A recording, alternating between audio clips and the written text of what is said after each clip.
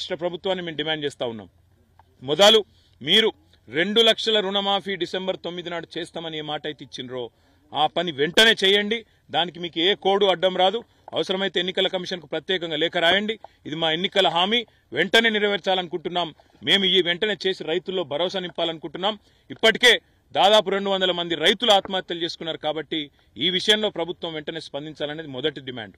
రెండవది, ఖచ్చితంగా ఈ ప్రభుత్వం చేయవలసింది, మీరిచ్చిన మాట ప్రకారం రైతు భరోసా ఏదైతే 15,000 రూపాయలని మీరు చెప్పినరో, కేసీఆర్ 10,000 ఇస్తుండు, నేను 15,000 ఇస్తా అన్నావు. ఆ 15,000 కూడా ఇచ్చి మీరు మాట నిలబెట్టుకోవాలనేది రెండో డిమాండ్. మూడవది ముఖ్యమైనది, కౌలు రైతులకు రైతు కూలీలకు పైసలు ఇస్తా అన్నావు, వెంటనే ఇవ్వాలని చెప్పి కూడా మేము డిమాండ్ చేస్తా ఉన్నాం. నాలుగవది, రైతులకు ఎక్కడెక్కడైతే ఈరోజు పంట నష్టం జరిగిందో, మీ నిర్లక్ష్యం వల్ల పంట నష్టం జరిగిందో, మీరు నీళ్లు ఇవ్వకపోవడం వల్ల పంట నష్టం జరిగిందో, మీరు చెరువులు నింపకపోవడం వల్ల, మీరు వాగుల్లో నీళ్లు పంపు చేయకపోవడం వల్ల నష్టం జరిగిందో, ఆ రైతులకు గతంలో కేసీఆర్ గారు ఉన్నప్పుడు ఎకరానికి 10,000 రూపాయలు ఇస్తూ ఒక గవర్నమెంట్ ఆర్డర్ తెచ్చిండు.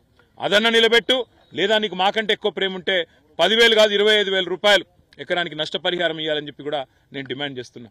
ఇక నష్టపోయిన పంట ఎట్లాగూ పోయింది, మరి మిగిలిన పంటనన్నా ఇప్పుడు కోతలు కోసే టైం వచ్చింది. నేను రేవంత్ రెడ్డిని డిమాండ్ చేస్తున్నా, పోయిన పంటకు నష్టం జరిగిన పంటకేమో ఎకరానికి 10,000 రూపాయల 25,000 రూపాయల ప్రభుత్వం నిర్ణయం తీసుకోవాలి, వెంటనే నష్టపరిహారం ఇవ్వాలి.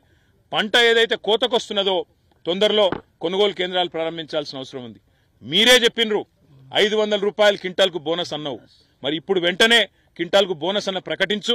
ఏ ఎన్నికల కమిషన్కు అవసరమైతే ప్రత్యేకంగా పోయి వాళ్ళకు ఉత్తరం రాసి ప్రత్యేకంగా కలిసి, రైతులు కష్టాల్లో ఉన్నారు కాబట్టి చేయక తప్పడం లేదని చెప్పి వాళ్ళ పర్మిషన్ తీసుకొని వెంటనే మీ చిత్తశుద్ధి చాటుకోవాలని చెప్పి కూడా నేను రాష్ట్ర ప్రభుత్వాన్ని డిమాండ్ చేస్తున్నా. ఈ 6 డిమాండ్లు కూడా రాష్ట్ర ప్రభుత్వం వెంటనే మరి తక్షణమే దీని విషయంలో స్పందించాలి, ముందుకు రావాలి. రైతుల మీద ఏమాత్రం ప్రేమ ఉన్నా, ఈ ప్రభుత్వానికి ఏమాత్రం చిత్తశుద్ధి ఉన్నా వెంటనే స్పందించి ముందుకు రావాలని చెప్పి కూడా డిమాండ్ చేస్తూ